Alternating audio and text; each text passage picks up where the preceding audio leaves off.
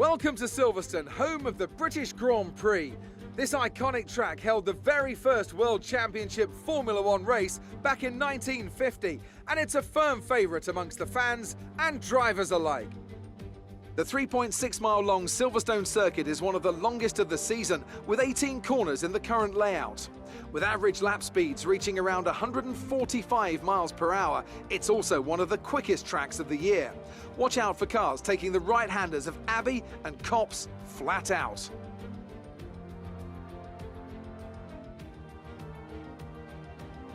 Anthony Davidson joins me once again in the commentary box, and it's fantastic to have you with us here today. But I'm curious, as a man with experience out on the track, how do you stop those pre-race nerves from becoming overwhelming when you're lining up on the grid? But from the moment qualifying's over, you start to feel the adrenaline in your body build up and the buzz in your stomach as you anticipate the rundown into turn one. It's all a bit like going into battle, and the unknown situation makes you nervous. Those pre-race nerves are a good thing. The day you don't have them means that you don't care anymore. And of course, you have to make sure that all the procedures are second nature to you, so that they're not taking up too much of your capacity. It's time to take a look at our starting grid for today's race. Lewis Hamilton lines up on pole position, edging out Sergio Perez, who lines up P2. Moving on to the rest of the grid, we have Verstappen, Bottas, Esteban Ocon and Fernando Alonso, Sainz, Ricciardo, Norris and Charles Leclerc, Stroll, Vettel, Pierre Gasly and Tsunoda, Mazepin, Russell, Nicholas Latifi and Mick Schumacher, Raikkonen and Antonio Giovinazzi starts from the back of the grid. Now, it's almost time for lights out, so let's go down to the track.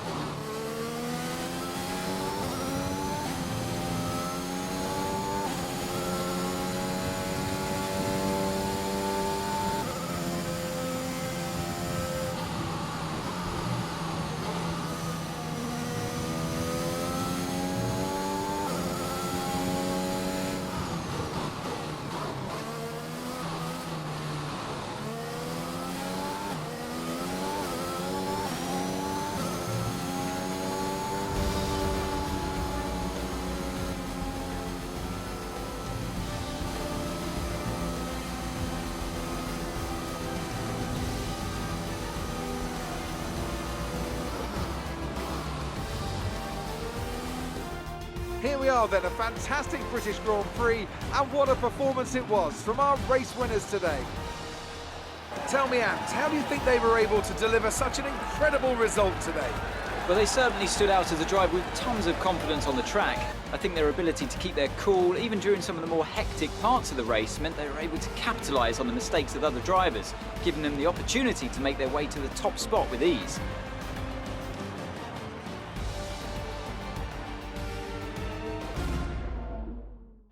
Mercedes are on top form once again after an excellent race weekend. It's great to see them up on that podium once again.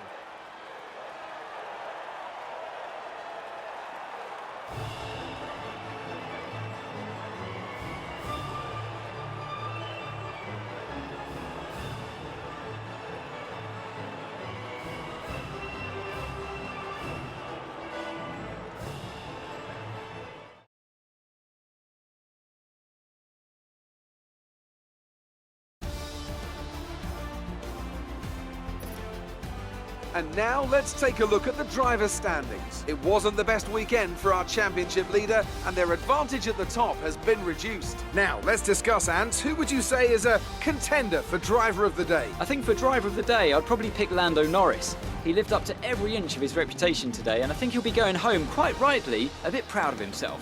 Let's move on to the constructors. No change in the top spot, but with today's points, their hold on the lead is getting weaker. There was also a strong showing from the McLaren team today, as they make their way up the standings. And with that, we wrap up another weekend of motorsport. But with more races lined up, be sure to join us when we come back with more Formula One.